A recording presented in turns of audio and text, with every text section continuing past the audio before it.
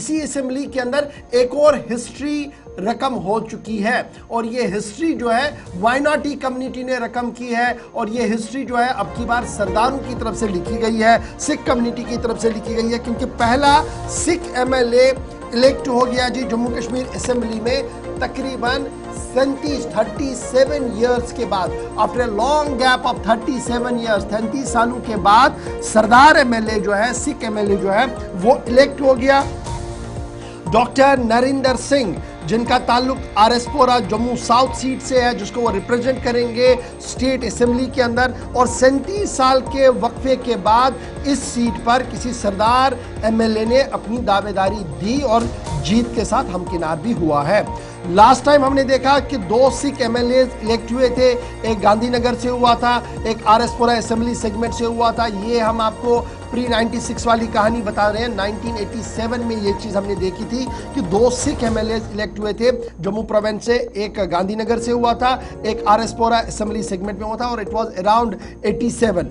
और जब आप इसको और खंगालते हैं तो डॉक्टर नरिंदर सिंह एक रिफ्यूजी है, पाकिस्तान ज़ेरे इंतज़ाम जम्मू कश्मीर, जिसे पीओजे के आप कहते हैं, वहाँ से इनका ताल्लुक है और यहाँ पर ये 47 के बाद आए हैं और यहाँ पर उन्होंने अपनी बेस इस तरीके की बनाई कि चुनाव में आए और चुनावी दंगल भी जीता है। लास्ट टाइम जो सिख एमएलए इलेक्ट हुए थे स्टेट असेंबली 1987 में, तो वो 2 प्रोमिनेंट फेसेस कौन थे? सरदार रंगील सिंह साहब, एक इनका ताल्लुक कांग्रेस कैंडिडेट की हैसियत से ये जीते थे, और उसके साथ साथ एच.एस. बाली साहब थे जो आज़ाद उम्मीदवार थे जिन्होंने विक्ट्री दर्ज की थी। सरदार रंगील सिंह साहब इलेक्ट हुए थे आरएसपुरा से, आरएसपुरा की सीट से ये जीत कर आए थे, और इसी तरीके से एच.एस. बाली साहब जो थे वो गांधीनगर से अपनी कामयाबी को दर्ज कराने में कामयाब हुए थे।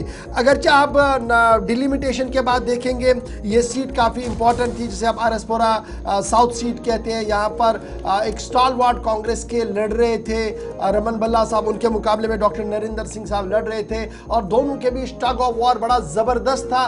फाइनली डॉक्टर नरिंदर सिंह ने यहां से जीत दर्ज की और 37 साल का जो वक्फा बीच में था माइनॉरिटी कम्युनिटी का कि इलेक्शन के जरिए से वो इलेक्ट होकर नहीं आ रहे थे, ये वाली सीट जो है आरएसपुरा असेंबली सेगमेंट जो है यहाँ से उन्होंने जीत दर्ज की है और 37 ईयर्स का जो ब्रेक था वो इन्होंने तोड़ दिया है। बीजेपी का इनका ताल्लुक है और इस तरीके से माइनॉरिटी रिप्रेजेंटेशन, इलेक्टेड रिप्रेजेंटेशन आपको यहाँ पर नजर आएंगी। ये थी जनाब एमएलए के हवाले से गुफ्तगू।